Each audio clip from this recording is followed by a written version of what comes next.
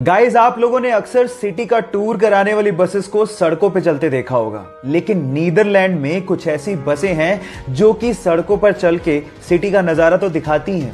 वो अचानक से नदी में उतर जाती हैं और उसके बाद पानी में चल के सिटी का नजारा दिखाती हैं। 2017 से ही आधिकारिक तौर पे नीदरलैंड में इन बसेस को चलाया जा रहा है, जिन्हें हम रिवर बसेस के नाम से जानते हैं।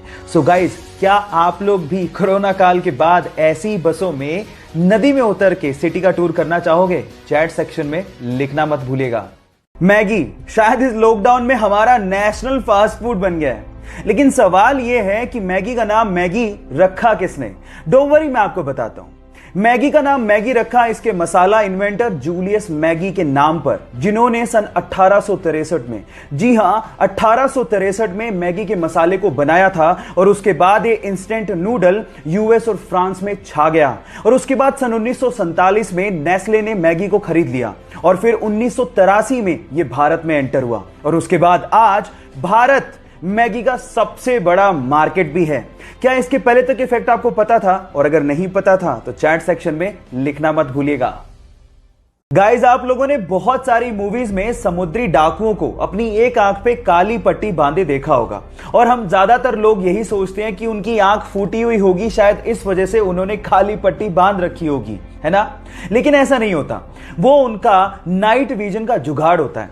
एक्चुअली बहुत बार डाकुओं को लड़ते लड़ते जहाज के डेक में जाना पड़ता है और वहां पर बहुत ज्यादा अंधेरा होता है। और हमें यह भी पता है कि उजाले से अंधेरे में जाने पर हमारी आंखों को एडजस्ट करने में समय लगता है। उसी एडजस्ट करने में लगने वाले समय को कम करने के लिए वो अपनी एक आंख पे काली पट्टी बांधते हैं, ताकि जैसे वो अंधेरे में जाए उसे हटाएं और उन्हें अंधेरे में दिखाई देना शुरू हो जाए। क्या आपको इसके पहले तक इफेक्ट पता था? और अगर नहीं पता था तो चैट सेक्शन में लिखना मत भूलिएगा। हमारे देश इंडिया के बारे में दो ऐसे फैक्ट जिसे जानने के बाद आपको गर्व फील होगा। नंबर 1, चांद पे पानी मिला है, ये तो सब जानते हैं, लेकिन क्या आपको पता है कि चांद पे पानी की खोज किसने करी थी? डोंट वरी, मैं आपको बताता हूं। वो हमारी ही नेशनल स्पेस एजेंसी इसरो ने की थी। नंबर 2, पूरी ही दुनिया में नोबेल प्राइज को सबसे बड़ा प्राइज माना जाता है, लेकिन क्या आपको पता है कि पूरे एशिया में सबसे पहला व्यक्ति जिसे नोबेल प्राइज दिया गया था वो कौन था? डोंट वरी, वो भी मैं आपको बताता हूं। वो थे इंडियन, यस, रविंद्रनाथ टैगोर, जिन्हें 1913 में लिटरेचर के लिए सबसे पहले पूरे एशिया में नोबेल प्राइज दिया गया था। क्यों? इन दो फैक्ट को जानने के बाद हुआ ना आपका सीना गर्व से चौड़ा? सो गाइस, इसको शेयर करना लोगों के साथ मत भूलिएगा। गाइस, क्या आपको पता है कि हमारे देश में एक बार 0 रुपए के नोट भी छापे गए थे? अब आप लोग कहेंगे 0 रुपए के नोट, वो किस काम के? डोंट वरी, मैं आपको बताता हूं।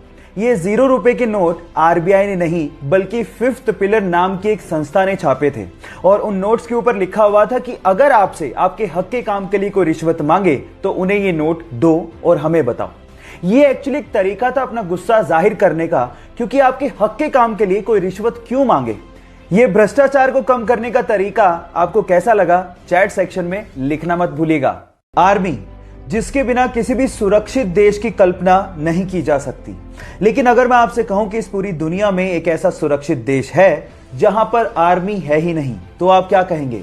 जी हां गाइस, उस देश का नाम है ग्रेनेडा, जिन्होंने अपना पैसा आर्मी बेसिस बनाने की बजाय बीचेस पे लगाया, एयरक्राफ्ट करियर बनाने की बजाय क्रूज और बोट्स पे लगाया। ग्रेनेडा, जहां पर ग्रेनेड नहीं बल्कि कोको का प्रोडक्शन होता है और बहुत ही यमी चॉकलेट्स प्रोड्यूस की जाती हैं। काश कि हर जगह ऐसा होता। No military, no weapon, no war. आपको ये आइडिया कैसा लगा? चैट सेक्शन में लिखना मत भूलिएगा।